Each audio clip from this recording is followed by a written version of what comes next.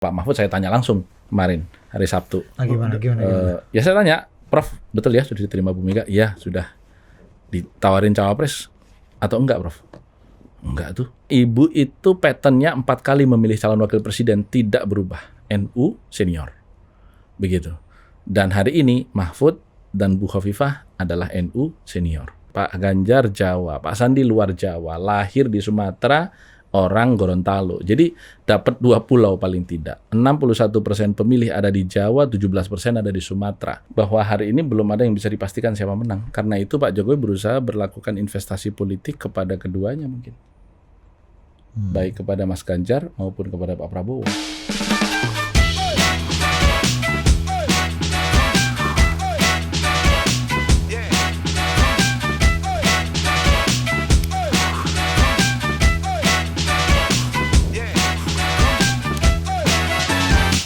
Iya, atau jangan-jangan cuaca ini seperti yang digambarkan tweetnya Bang Hasan Nasbi ini tanggal 1 Oktober jam 7.25 nanti di ini ya. Bang Hasan ngomong ini, saya melihat potensi perang terbuka dua tokoh ini makin besar dan terus terang saya tidak ingin itu terjadi. Bayangan terjauh saya sebenarnya hanya sekedar perang proksi, tapi kayaknya harapan dan kenyataan akan jauh berbeda. Perlu ditulis kitab Baratayuda versi abad 21. Wah, itu dia. Dan ada tweetnya Yunarto Wijaya juga yang minggu lalu ya, Sabtu lalu tuh. Yang dia mengatakan permainan memasukkan putra sulung ini agak mengerikan juga, dia bilang gitu. Jadi lepas itu kan saya kontak dia juga kan. Terus Gimana bro?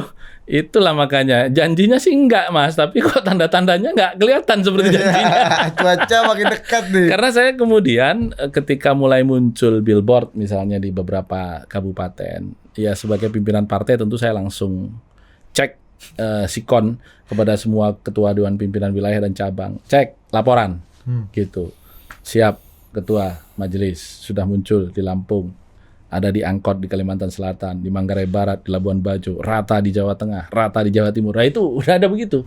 Jadi ini satu gerakan. Itu bukan Prabowo Jokowi lagi ya? Ada yang Prabowo Gibran, ada yang Gibran sendiri. Jadi tidak mungkin itu spontanitas. Mau dijuduli apapun tidak mungkin spontanitas. Spontanitas itu biayanya nggak mahal-mahal bos. Tapi kalau biayanya sudah semahal itu adalah operasi. Tinggal siapa yang melakukan operasi. Itu aja. Siapa mas? Hah? Siapa? Ya. Kan kesimpulannya udah operasi nih. Iya operasi. Spontanitas udah Ya masa nggak ada laporan? Ya minimal relawan Gibran kan. Gua haus. Jago. Ya, Mas Romi. Iya kan, walaupun itu menjawab sih. Cara gua minum gimana nih kalau begini? Nih gua kasih kan. Oh, udah aman. Nih gua KSPSI Andi Gani itu mas. Iya. Serikat buruh yang tidak bersama oligarki. KSPSI. KSPSI Andi Gani. AGN. Karena KSPSI ada ini pro oligarki apa nih Bang? Oh enggak, kita gini gayanya ngomong gini. Apa tuh Bang? Ya silakan, ini sama kayak tadi tuh. Ini apa gitu Bang. Oh iya, oke. Jadi ya oke. Perang Baratayuda itu mungkin nggak terjadi nih? Seperti kata Iya mungkin saja. Kenapa tidak? Prakondisi cuacanya udah sampai ke situ belum?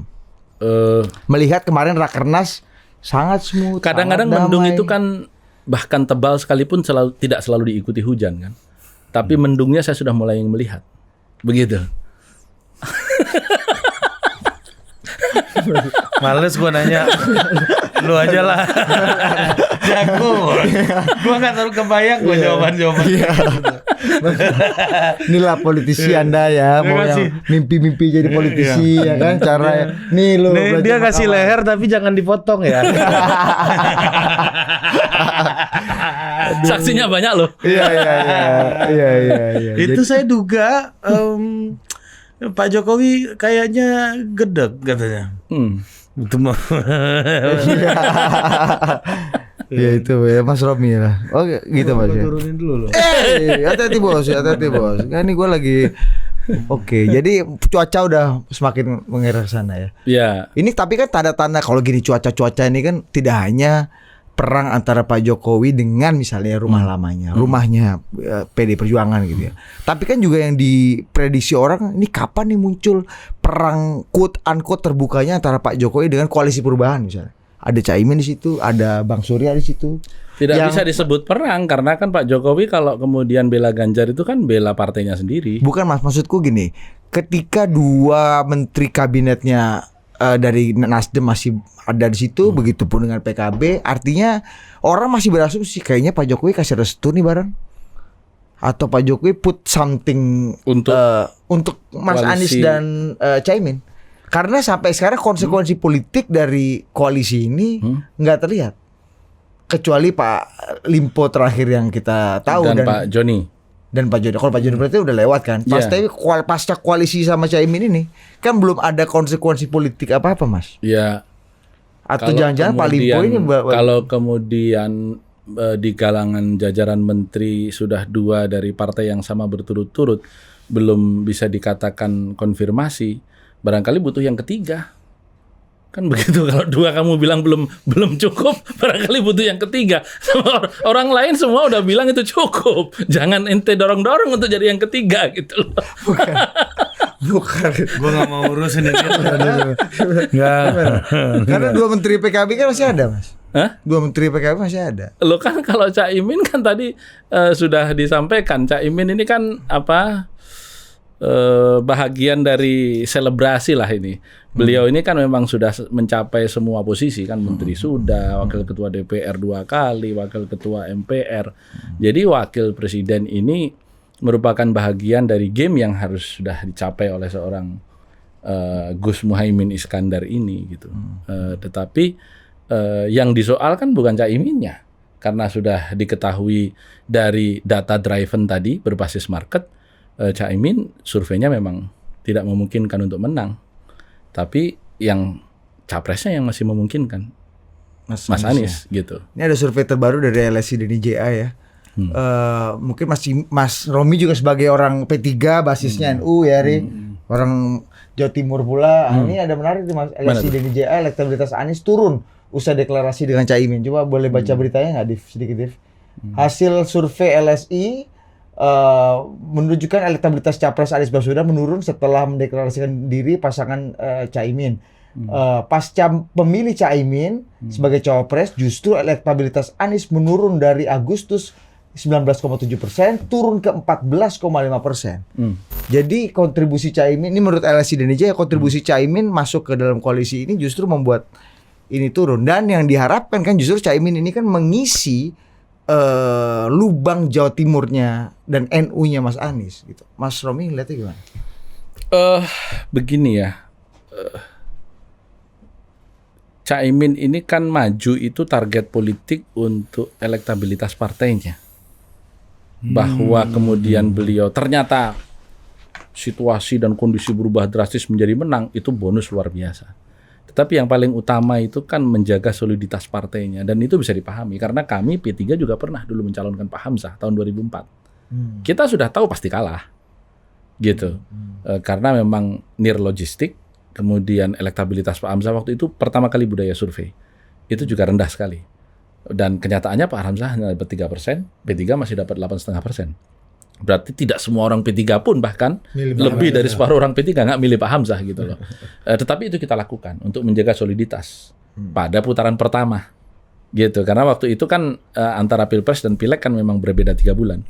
Nah sekarang saya kira dengan situasi dibarengkan antara Pilpres dengan Pileg, yang dilakukan Caimin ini secara politik bisa dipahami. Meskipun secara Pilpres nggak memberikan kontribusi apa-apa gitu. Jadi ente jangan lihat dari sisi Anies Muhaiminnya di Pilpres, tetapi lihat kontribusi terhadap elektabilitas PKB. Saya belum cek, tetapi saya menduga elektabilitas PKB naik dengan pencalonan Caimin ini. Begitu. Ini Pak Sandi gimana Pak Sandi? Pak Sandi. Kembali ke Pak Sandi. Memang dari nama-nama yang beredar terakhir, kita mendengar ada nama Pak Mahfud, nama Bu Khofifah, apalagi Bu Khofifah itu diterima saya dengar hari Senin yang lalu. Setelah hari Minggu malam sebelum Rakernas ya, Pak Jokowi bertemu dengan Ibu. Sehari kemudian Ibu Mega saya dengar terima Bu Khofifah. Pak Mahfud seminggu sebelumnya. Dan ketika kemudian kita cross check kepada berbagai sumber, informasi itu valid. Bahkan kalau ke Pak Mahfud saya tanya langsung kemarin hari Sabtu. Gimana? Ya saya tanya, Prof, betul ya sudah diterima Bu Mega? Iya, sudah.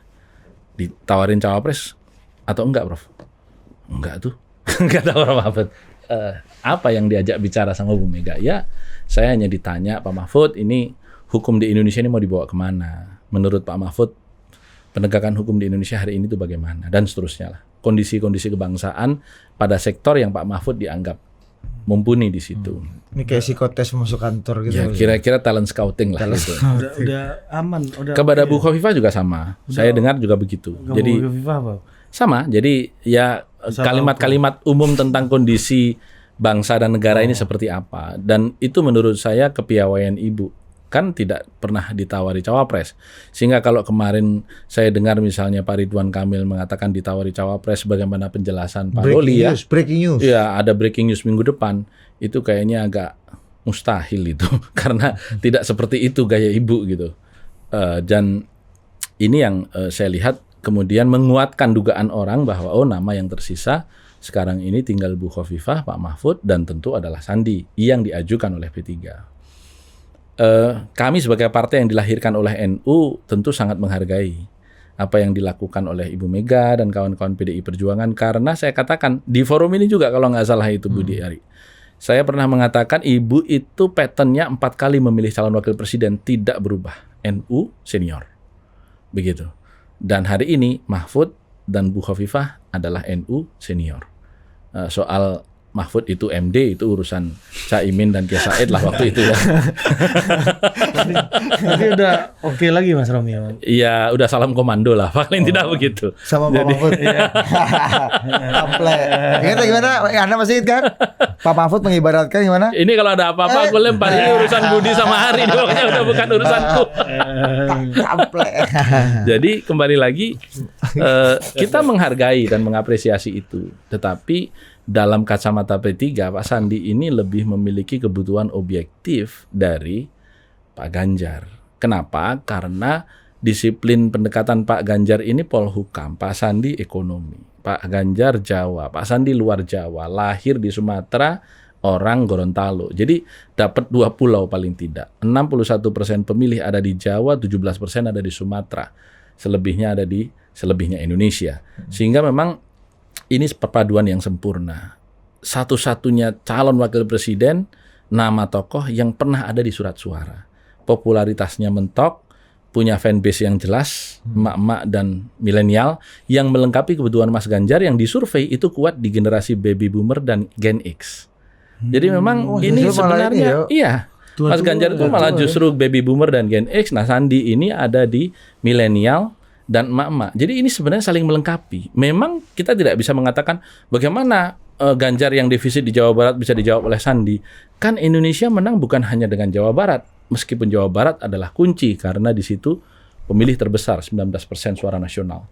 Tetapi dengan fanbase Sandi yang begitu merata, kelincahannya itu akan bisa menambal itu.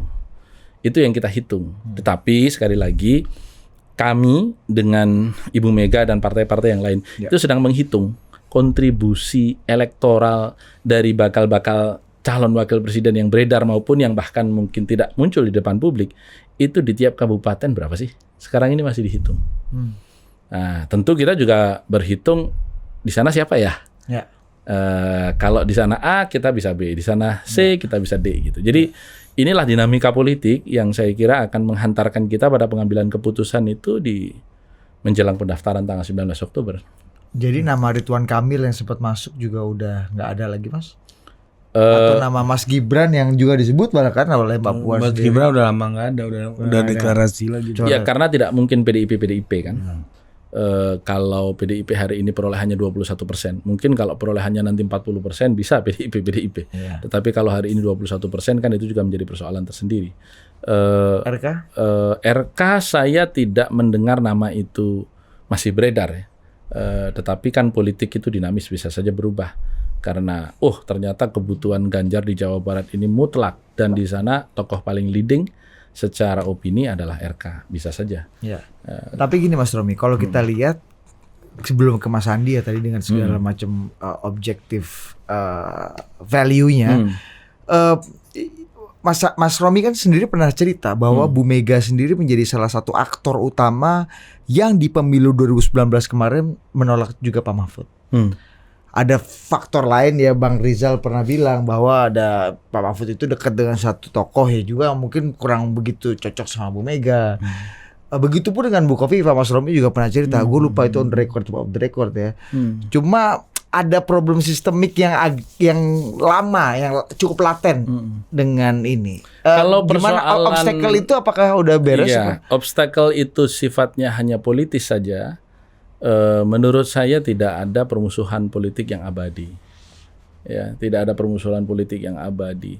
Kalau kemudian Majapahit dengan Pajajaran membuat tidak ada nama Jalan Gajah Mada di seluruh tanah Sunda, toh akhirnya Sultan Hamengkubuwono ke-10 ini letakkan Jalan Pajajaran menjadi jalan terbesar di Jogja hari ini. Jadi ada saatnya itu berakhir begitu.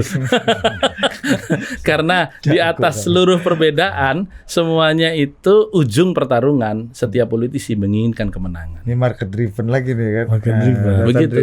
Iya. Jadi Ibu, saya kira kalau tadi dikatakan intuitive driven atau tidak berbasis market driven, tidak juga tepat. Karena keputusan Ibu mencalonkan Pak Jokowi tahun 2014, saya tahu persis itu berbasis survei. Ya. Mas Ganjar juga mungkin. Saya yakin itu. Kalau enggak ya Ibu, lah udah ngapain, kenapa nggak calonkan Pak Puan? Mungkin ke depan bisa jadi tidak ada kesempatan lagi kalau nggak sekarang kan. Kalau kemudian basisnya emosi ya. Tapi katanya udah 2 kali menolak Demokrat bergabung, ini kan intuitif dong, Ya. Gus. Ya kan saya katakan ada saatnya berakhir. Mungkin belum berakhir saatnya kan. Aduh, Ri. Jatuh kucing kawan ini, Ri. Aduh. Udah berapa menit kita nih, Ri? Belum. Apa yang membuat itu sulit untuk berakhir, Mas? Ibu itu tidak alergi dengan perbedaan, tidak alergi dengan Bu Mega ya. Ya. Setahu saya tidak alergi dengan pertentangan dan perlawanan. Tetapi beliau memang tidak bisa menerima penipuan, gitu. Sehingga memang di dalam satu episode mungkin beliau pernah merasa istilah orang Jawa tuh dilimpe, jadi dicari lengahnya kira-kira begitu, sehingga itu menjadi berbekas lebih panjang dan butuh waktu yang lebih lama untuk bisa ketemu lagi. Oh, berarti ini juga yang membuat Gibran ini melapor ke Bu Mega kali ya? Ya, itu saya kira adalah salah satu fase yang memang akan lebih dihormati. Kalau memang kemudian nanti akan ada pengambilan keputusan yang lebih tinggi, misalnya kemudian Gibran atas restu Pak Jokowi menerima pinangan Pak Prabowo, karena kan sudah dipinang berkali-kali, dan Pak Jokowi menyampaikan kepada beberapa pihak yang kemudian saya mendapat informasinya secara valid karena saya cross check ke beberapa sumber, ditolak juga sudah beberapa kali. Ada yang bilang 5 kali, sekali lagi ada yang bilang 7 kali. Oleh Pak Jokowi atau oleh Pak Jokowi? Gibran? Oleh Pak Jokowi. Oleh Pak Jokowi. Karena saya yakin meskipun memiliki independensi untuk pengambilan keputusan, pertimbangan ayah yang seorang presiden pasti akan sangat dominan di dalam pengambilan keputusan masa depan putra-putranya yang baru naik ke panggung politik. Ya, masa depan politik ini kan. Meskipun Pak Jokowi bilang itu sudah punya keluarga sendiri, anak-anak sudah besar. Itu kan waktu itu diwawancara Liputan 6. Di rumahnya Pak Jokowi kan. Itu dia, makanya saya katakan itu kan bahasa publik. Hanya tinggal ketika Pak Jokowi menyampaikan sesuatu di media, itu kita harus baca ini ditujukan ke segmen yang mana. Karena kita yang nggak lulus SD 49%, Bud. Sementara yang sarjana cuma 12,3%.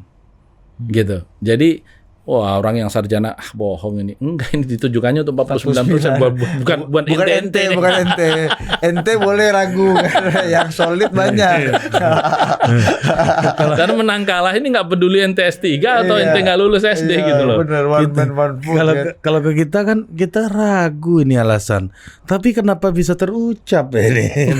Ya, ini Gue nggak yakin Pak Jokowi tidak menduga ada komentar kayak gini Kita ya. ini ragu gitu. Ya itu jawabannya fulfill 49%.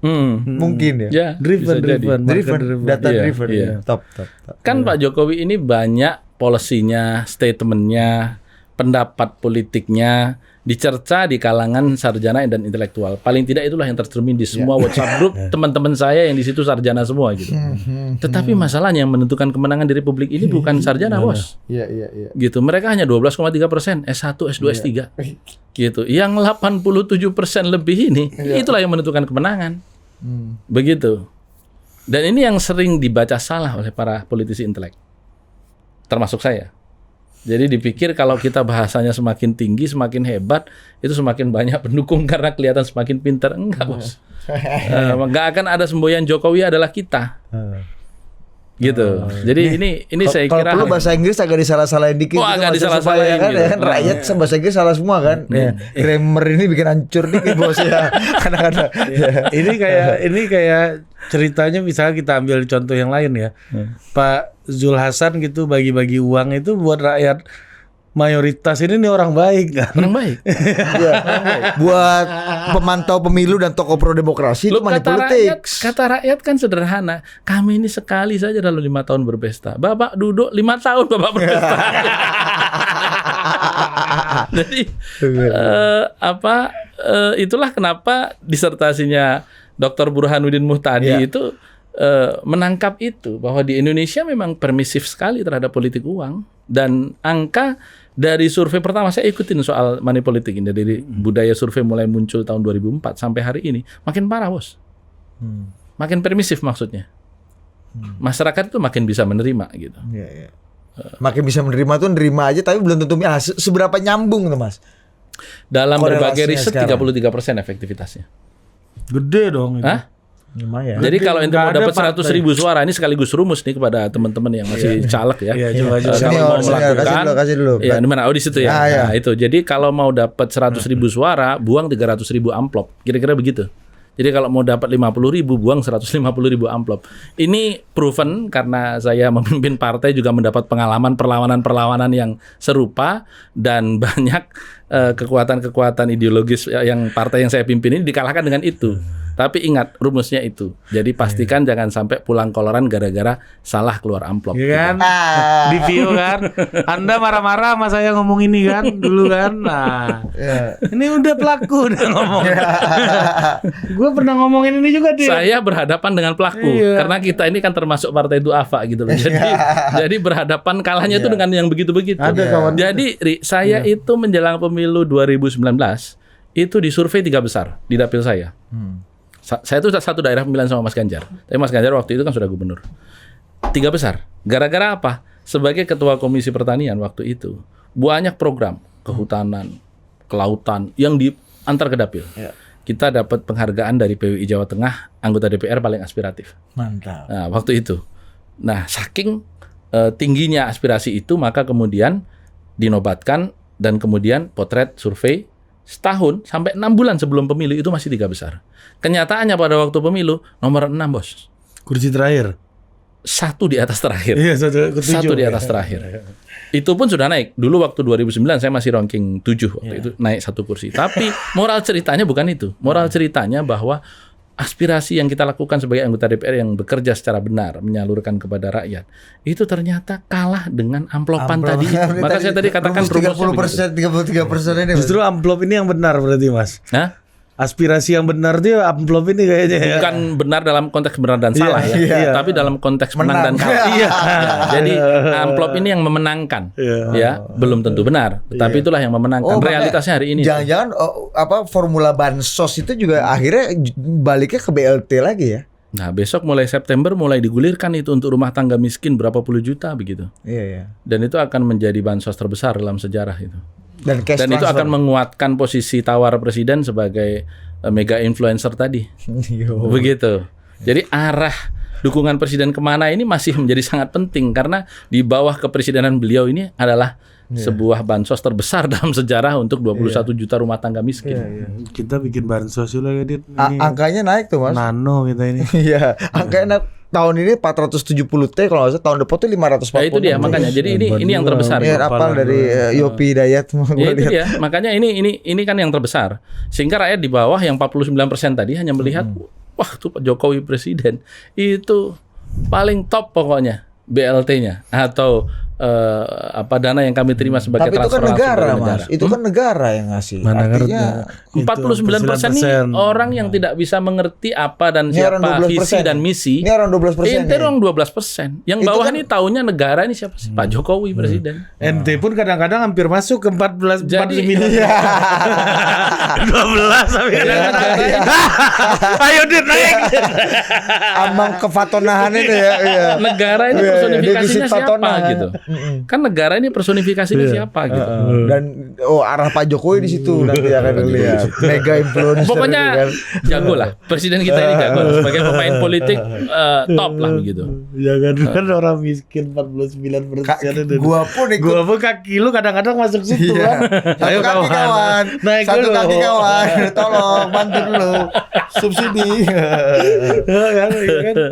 Memang kan kita ini kan nggak mampu berabstraksi itu kan, memahami apa itu negara, apa itu. Nggak tahu. Nggak tahu. Nggak tahu. Lihat Konkret coba, kan. Kehadiran kan. Sekarang ya kalau ada orang yang mengabsen, sebenarnya kalau Setnek itu mau membuka data 10 tahun Pak SBY dengan 10 tahun Pak Jokowi hampir tahun 24 ini, dihitung berapa perjalanan presiden.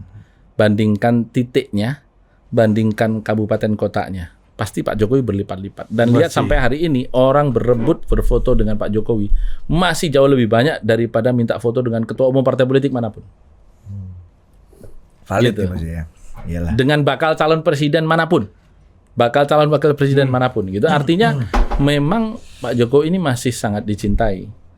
Ya, terlepas ente benci atau ente menghormati, ya itu urusan lain. Itu urusan elit. Apalagi kalau NT masuk ke gerbang 49% ini kan menerima bansos. Nah, itu. I love you Pak Jokowi. Iya, I love you full. I love you full Pak Jokowi. Bukan hanya I love you itu. Jadi mega influencingnya Pak Jokowi itu ada di sini Mas ya. Hal-hal kayak gini ya. Mega influence-nya Pak Jokowi ada di sikap politik, penampilan, karakter yang merupakan identifikasi bahagian dari 49%. Iya, iya. Ditambah dengan tadi itu aksi nyata. BLT, Konkret. RTM rumah tangga miskin yang sekian puluh juta, sekian ratus triliun. Ini aduh, nggak ketulungan baiknya ini gitu. Iya kan? Kalau dulu kan kalau nggak ada begini kan datang apa dapat moral aja Bang. Kalau ini konkret. 33% Iya rumusnya kan, kalau tadi. kita di dunia pertipu-tipuan kan gitu Bang. Ketemu abang ini gimana lu? Moral aja Bang. Thank you project aja.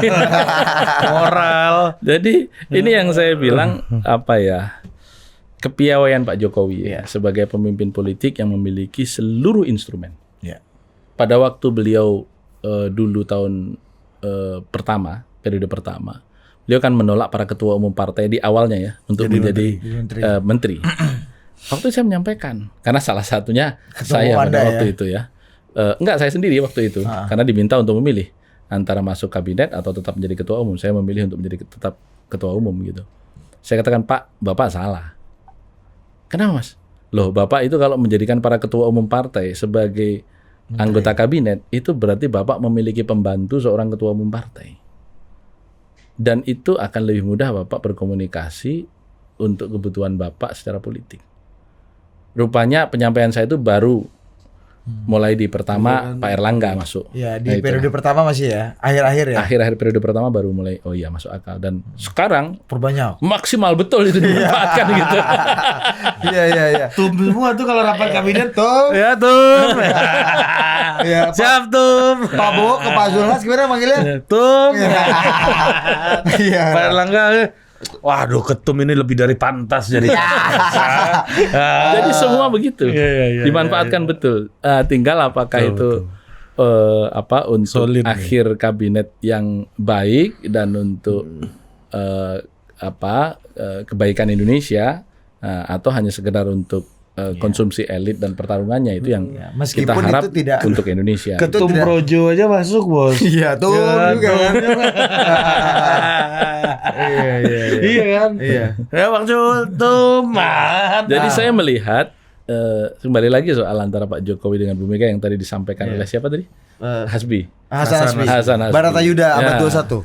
Itu soal perbedaan pengelolaan cara pemenangan. Semua ingin partainya menang, yang dicalonkan menang begitu. Tetapi berbeda cara mengelola begitu. Dan Pak Jokowi nggak yakin bagaimana PD Perjuangan mengelola kemenangan tahun ini. Yang Sehingga saya Pak duga Jokowi- begitu. Yang saya duga begitu. Jadi gregetan tadi saya katakan. Kok begini sih ini bisa Masih dugaan. bisa kalah ini kalau begini. Ada saya duga kan. Ya 98% bos. Ya. Anggap aja gitu. Kasih sisa 2% Kan untuk tak ada asap tanpa api. Artinya Iya. kalau ada dugaan itu pasti ada informasi. Gitu. anamnesanya Mas Romi apa? Apa aja ini yang membuat itu sampai punya kesimpulan hipotesa itu? Pengelolaan seperti apa? Ya karena kan persis seperti ketika Pak Jokowi dalam tanda petik menggiring sampai akhirnya Ganjar dicalonkan. Itu kan butuh waktu 6 bulan sampai 8 bulan waktu itu.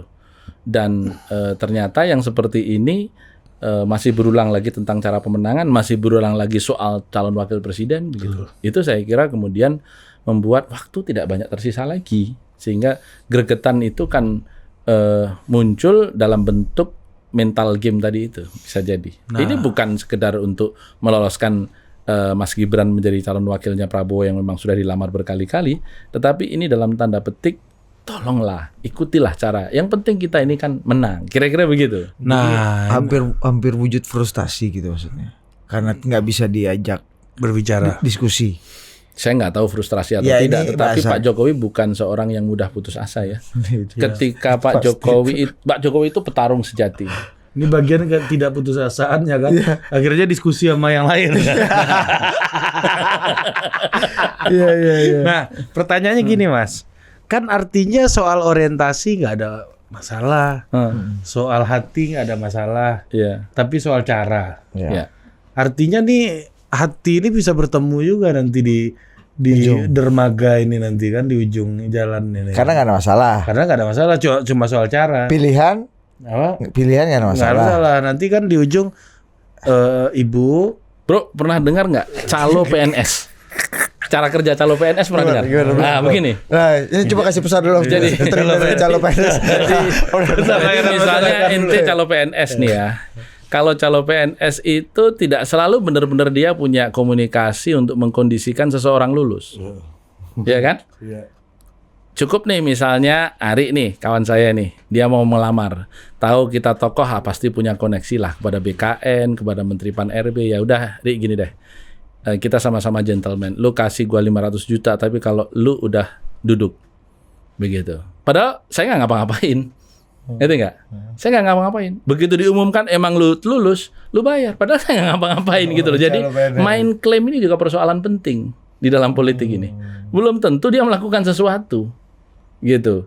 Ternyata tidak melakukan sesuatu pun barang itu betul-betul Bisa menang. untung juga. Bisa untung juga begitu. Ya. Jadi untuk terhindar dari percaloan PNS politik ini gimana Mas? Ya. itu sama kayak Hasan Hasbi ngomong di sini. eh, Kalau gua kan nggak enak gua klaim-klaim gitu. Bang, yang nggak kerja aja ngeklaim apalagi lu kerja ngomong aja. politik itu soal klaim loh ya. Jadi jangan lupa politik itu soal klaim. Saya selalu mengatakan politisi yang hebat itu politisi yang bekerja sedikit tetapi Hasil banyak. hasilnya banyak. Nah. Tetapi yang lebih hebat adalah politisi yang tidak bekerja dapat hasil. Itu yang paling hebat itu. Nah, sebelum cara kehilangan dari tipu ini deh, gua ada pertanyaan satu nih. Bagaimana caranya, seperti apa sih klaim-klaim terbaik itu dibuat gitu, Mas?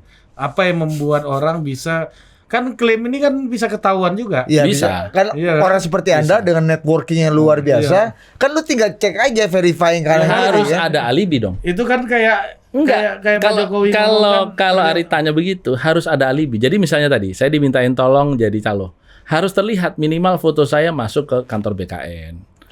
Ada foto Instagram saya makan malam sama kepala BKN misalnya begitu. Salaman komando sama Menpan RB. Harus ada begitu. Itu yang saya katakan mental game. Begitu. Iya, gue berarti ini yang menjelaskan kenapa orang beberapa kelompok di kampung gue menganggap gue sekarang orang penting. Iya, karena foto-foto lu. Padahal lu nggak maksud itu aja kan? Bahkan ya, hanya sekedar ente satu mobil sama calon presiden misalnya gitu. Oh, itu ini kayaknya pembisiknya ini barang ini gitu. Apalagi lebih dari satu kali di mobil bersama. Wah, itu makan lebih dari satu kali aja ditanyain. Ditanyain, apalagi bermobil lebih dari satu kali gitu. Jadi klaim. ini saya kira ini marketnya 12% apa 49% ya Mas? Hah? Ini market untuk ini 12% apa 49%? Oh, ini klaim ini nih 12% yang universitasnya nggak yang paling mentok-mentok tinggi-tinggi masih bisa kemakan. Tier 3 ini. Ya. Jadi Anda berdua susah nih UI, ITB ini susah. Ya, tapi gini dia. Ini gua rasa perspektif klaim ini gua agak kurang setuju sama Gus Rombi ini. Gimana? Tingkat keberhasilannya tergantung korban. Semakin korban nggak bisa verifikasi, klaimnya makin kuat. Iya. Tetapi ada tanda-tanda yang general. Dari pemain atau aktornya, apakah dia melakukan alibi yang nyata atau tidak. Kalau alibinya nyata, tak terbantahkan, maka siapapun dari golongan 49% atau 12% itu akan kemakan. Oh, berarti Mas, nih Nuwun Sewu nih. Di sekitar Pak Jokowi ini banyak pemain ini. Nah, gue mau bilang tegak lurus lurah, arahan lurah bos, ya kan? Bos perintah lu. Nih, gue udah kasih tahu. Iya, lurah dong ngomong sama gua. Padahal dia baru cek nama kan. Iya. Wah, nama Budi nih. Iya. Gua langsung datangi kan. Masuk Wan Jakti nih ya kan atau Paten juga kawan. Kawan langsung udah masuk. Saya nih. tidak tahu banyak atau tidak. Tetapi dalam politik itu hal yang biasa. Berarti kan bisnis utamanya informasi nih Mas ya, komoditas. Klaim ya. Dan foto ini foto itu. Kawan. Tapi belakangan ini kan juga lagi-lagi Mas foto berita pertemuan. Begitu. Meskipun nggak ada fotonya. Oh, terlihat keluar dari istana padahal lu di sana cuma bersih-bersih aja, Bud. Jago ada kawan bentuk gua. terbawahnya itu kali ya Mas ya. Bentuk terendahnya itu usaha terendah itu namanya LPJ ini ya Mas. LPJ apa tuh? LPJ. Laporan pertanggungjawaban. LPJ. Oh. Jadi seolah-olah ayo ngomong. Hidup Bapak Presiden. Padahal kan yang penting ya 20 orang aja. Betul ada video di lokasi.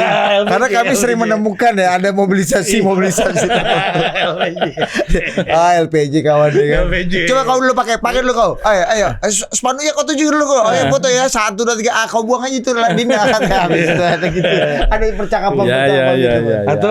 Atau tim P dulu. Misalnya Budi datang. Nih, gimana nih bro? Oh nggak bisa itu, gitu kan? Pokoknya udah bilang nggak bisa dulu kan. Nah laporan sampai atas. Oh benar, Ari bilang nggak bisa ke Budi gitu kan. Padahal sini bro, lewat Mas Romi aja jangan lewat gua. Selalu ada bad cop dan good cop di situ.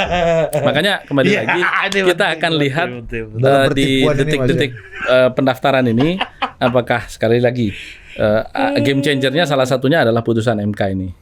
Kalau putusan MK ini kemudian memungkinkan Mas Gibran untuk menerima pinangan, maka kembali ke tangan Presiden. Apakah Presiden membolehkan Mas Gibran? Belum tentu kan, Mas Gibran juga belum tentu berlayar kan? Dibolehkan berlayar. Nah kita lihat, kalau kemudian memang tidak dibolehkan, maka sesungguhnya di situ sudah bisa dibaca apapun Jokowi adalah anggota PDI Perjuangan sejati. Kalau sebaliknya? Kalau sebaliknya, prediksi Hasan bisa terjadi. Saya khawatir mendung yang tebal tadi akan segera menurunkan hujan. Begitu. Tapi dari rekornya kira-kira Pak Jokowi berani nggak? Saya belum bisa baca karena ini terlalu besar ya eventnya ya. Belum pernah ada presiden juga ya Mas ya? Belum ada presiden. Titik didihnya udah terlalu tinggi untuk konteks ini ya Mas ya. Ya karena alat ukur cuaca paling akurat pun bisa salah di menit-menit terakhir. Jadi saya tidak bisa memastikan. Ya, termasuk Pak Mahfud dulu kan. Yang template. Iya, iya, iya. Tapi ya, Itu kan bagian dari kesalahan membaca cuaca ini. ya, yang salah yang udah memfoto dan mengupload di restoran depan Iya, itu bos. dan di mobil. Iya. Kawan kita tuh Raja Yulianto. Kata Pak Mahfud, Iya. sudahlah. Ya, udah reconcile bos. Tapi Tapi gimana bisa akrab lagi, gimana cerita Mas? Kasih spill dikit dulu. kita sama-sama ada darah Madura kan. Iya. Orang Madura itu kalau udah selesai gitu. Nggak berpanjang-panjang gitu. Jadi ya meskipun persoalan 4 tahun lalu kemarin 2 bulan lalu masih panas kayaknya. Iya, karena belum ketemu. Iya. Kapan terakhir ketemu Mas? Sabtu kemarin. Sabtu kemarin Iya, ya. kemarin. Pertama kali ketemu lagi kapan? Ya udah beberapa waktu yang lalu. Oh, udah beberapa Jadi bulan. di situ Pak Mahfud juga menitipkan asa nggak ke Mas Romi? Pak Mahfud hanya mengatakan untuk mengirim pesan perdamaian ke publik ya, diupload aja dan konsisten. Pak Mahfud juga mengupload itu di Oh, ada Twitternya ada. Diupload juga foto yang sama. Karena memang dapat fotonya dari saya juga. Mas tolong Nanti dikirimkan. di post ya. Tolong dikirimkan gitu. Pertampaian ini masih Iya, ada. menitipkan asa juga nggak, meskipun dia tahu bahwa manifestonya Romi adalah sandi dulu bareng ini.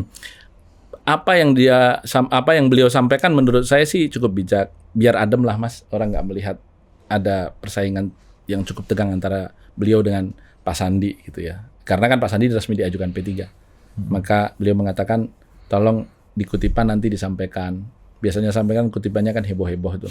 Bahwa saya ini juga Menteri Pertahanan dari P3 dulu yang tanda tangan suratnya aja Pak Hamzah. Nah, ini makanya di medsos saya tulis itu. Ya. Oh. On request. Oh ya, request. Ya. Belum tentu ya pengen tapi request. Ya. Tapi menurut saya itu request yang baik lah. Iya iya iya. Bisa di Tujuannya bagus. Tujuannya kan baik. Caranya pun Untuk baik. mengademkan. Tapi Mas Sandinya cemburu nggak? Oh enggak. Karena ada beberapa politisi yang kalau Nggak boleh baperan bos kalau politik itu. iya sih ada. Nah, Ada, kalau Mas. baperan Ada. ya susah berpolitik. Ada. Oh ya kalau ada pasti ada. Tapi Yang Pak Sandi bukan tipikal begitu. Karena beliau ini kan sudah lumayan lama ya beredar di tingkat nasional. Jadi sudah berhadapan dengan tipikal pemimpin yang berbagai macam. Sehingga di situ kan ditempa kesabaran. Oh kalau begini ya harus treatmentnya begini. Oh iya Mas, satu lagi nih. Ini 14 Oktober nanti 19. No. 14 Oktober itu 14 dan 15 Oktober itu salah satu basis relawan terbesarnya Pak Jokowi, Projo, akan membuat acara ugal-ugalan lah, gede-gedean lah ya. Yang akan ujungnya nanti mengumumkan kandidat presiden dan wakil presiden. Melihat bagaimana Pak Jokowi mengelola relawan, ada di Musra kemarin, kemudian Budi Aristiadi juga masuk ke kabinet, dan ini dianggap adalah kelompok yang mungkin ya sebagian menganggap bahwa ini paling tegak lurus Jokowi. Dan kita tahu apa kurang lebih hasilnya barang ini tanggal 14 Oktober nanti. Mas Romi ngelihatnya seberapa valid ini bisa menjadi gambaran wajah aspirasinya Pak Jokowi? Itu menunjukkan potret survei bahwa hari ini belum ada yang bisa dipastikan siapa menang. Karena itu Pak Jokowi berusaha berlakukan investasi politik kepada keduanya mungkin. Baik kepada Mas Ganjar maupun kepada Pak Prabowo. Dan itu terbaca sebenarnya dari artinya publik membaca itu. Paling tidak kawan-kawan yang selama ini mendukung Mas Ganjar membaca itu. Totalitas presiden di dalam mendukung Mas Ganjar ini tidak seperti pada waktu melakukan endorsement untuk Mas Ganjar sebelum ditetapkan oleh PDI Perjuangan gitu. Jadi itu terbaca. Dosisnya turun ya. Dosisnya berbagi. Ya, Ya, dosisnya sama tapi berbagi gitu. Potek dua lah ya. Jadi ini juga menjadi persoalan tersendiri. Tetapi kan apapun itu di satu titik pasti Pak Jokowi harus mengambil keputusan beliau mendukung siapa. Teman-teman PDIP tentu ada berbagai cara. Ada yang kemudian konfrontatif tadi katakan dengan atau tanpa Jokowi tetap menangkan Ganjar misalnya. Kalau dulu 2014-19 Jokowi adalah kita, hari ini Jokowi adalah mereka misalnya begitu. Ini yang konfrontatif. Tetapi pada titik yang lain tetap digerangkul. Dan itu yang saya lihat lebih saya baca dilakukan Bu Mega. Karena apapun tadi sekali lagi Pak Jokowi adalah mega influencer. Begitu. Mega influencer yang belum tentu bisa menginfluence Bu Mega. Ini mega dalam artian giga. Iya, Bukan tahu, dalam artian Mas. megawati lah. Tahu. Kalau kita nano nih Mas. Iya, di bawah Ultra mikro. nano, Iya, ultra di bawah nano mikro kita. Hah? Kita ini di bawah mikro. Ya masih kilo lah. Iya. 396.000 kan? Ya, lumayan. Aduh. 396K lah itu masih. Perhatian dulu Mas. Jadi last minute lagi nih Mas. Politik akan sidang isbat lagi nggak? Seperti politik sidang isbat atau kan ada yang bilang ini politiknya kayaknya sekarang nggak mungkin sidang isbat bos, politik sidang isbat karena Tergantung. jarak kampanye terlalu pendek jadi harus Nggak bisa kan putusan tanggal 19 harus ditetapkan untuk pendaftaran selama 3 hari. Kalau tidak berubah lagi pendaftaran 19/20/21 kan. Jadi pasti di antara 3 hari itu atau bahkan sebelumnya. Nah, yang kedua akan kita lihat bagaimana Pak Prabowo mengambil keputusan untuk bakal calon wakil presidennya ini. Mas Ganjar kapan sih koalisinya Mas? Maksudnya koalisinya? Koalisi Mas Ganjar akan mengumumkan kandidatnya siapa sih? Dan apa faktor yang menentukan diputuskannya kandidat wakil presidennya Mas Ganjar? Ya yang paling utama kan kita menunggu siapa bakal calon wakil presidennya Pak Prabowo. Itu kita tunggu sampai pada titik tertentu. Tentu kita tidak menunggu kemudian harus di sana nyebut dulu baru di sini nyebut, enggak juga. Tetapi kan kita berhitung sampai saat-saat terakhir dan salah satu variabel yang kita tunggu kan putusan MK ini akan memberikan kepastian politik paling tidak atas peta capres-cawapres. Mengingat Mas Gibran sendiri sudah melapor kalau dipinang sama Pak Prabowo. Artinya tidak salah informasi yang mengatakan Pak Jokowi sudah 7 kali menolak atau 5 kali menolak gitu. Nah itu yang kita tunggu juga. Oke. Begitu. Jadi kondisian di Pak Dan yang Prabowo. terakhir tentu ya hitung-hitungan elektoral menang kalah. Nah, itu yang masih kita hitung. ada yang bilang bahwa ya silakan berdiskusi, ujungnya akan Bu Mega yang akan menentukan. Seberapa benar atau seberapa tidak benar? Menurut saya itu benar karena Bu Mega memiliki golden ticket. Jadi kalau kita berbicara perseroan terbatas yang punya tiket hari ini hanya 2, PDIP dan P3, kan PDIP kontribusi sahamnya 21%, P3 4,5%. Jadi 4,5% ini secara matematis beda pun 21,5% ini yang ngambil pegang peranan untuk ambil keputusan begitu. Jadi matematikanya bisa kita sangat terima, begitu. Rasional saja. Tidak kemudian, wow sama-sama ketua umum partai politik kita memiliki vote yang sama. Ya pasti beda lah. Kalau enggak ada ketua DPR, nggak ada yang nggak dapat ketua DPR gitu. Jadi pasti beda. Realitas politiknya harus begitu Ya harus begitu. Ukur diri kalian, nah gitulah ya. Begitu. Oke. Apalagi? Kayaknya ini sudah kehilangan inspirasi begitu. Bukan inspirasi, Anda ini susah sekali dijebak kali ini. Enggak. Kita udah terpuaskan lah ya. Keingintahuan kita. Lo di Vio ada pertanyaan nggak? Ini yang tiap hari polusi udara, kita lawan oligarki ini Mas tiap hari Twitternya nih. Ini oligarki ini memang serba susah. Dia ini dibenci tapi diperlui. Gitu. Coba kasih. Iya, karena dia dibenci atau tapi diperlui lah. Kalau kita berbicara kebutuhan untuk pertumbuhan ekonomi butuh oligarki. Nggak bisa pakai UMKM tuh. Ya artinya kalau sebuah bangsa isinya UMKM semua ya nggak akan compete di dunia. Begitu. Karena kan kalau kita menggunakan teorinya Michael Porter itu the competitive edge of nations itu pertarungan ke depan itu tidak antar negara, antara perusahaan-perusahaan yang ada di negara itu dengan perusahaan di negara lain. Begitu. Disitulah oligarki. Disitulah oligarki. Tuh di Vio. Tiap hari bangun tidur nih kalau nggak maki oligarki nggak puas dia Mas. Anda nggak tahu. Saya nggak bela oligarki, saya membela Enggak. keseimbangan antara modal Iya. dan pekerja. Artinya kehidupan yang damai berdampingan ini ya biarkan aja ini. Anda harus paham bahwa cita-citanya UMKM itu jadi oligarki. Sampai jumpa lagi di Total Politik selanjutnya.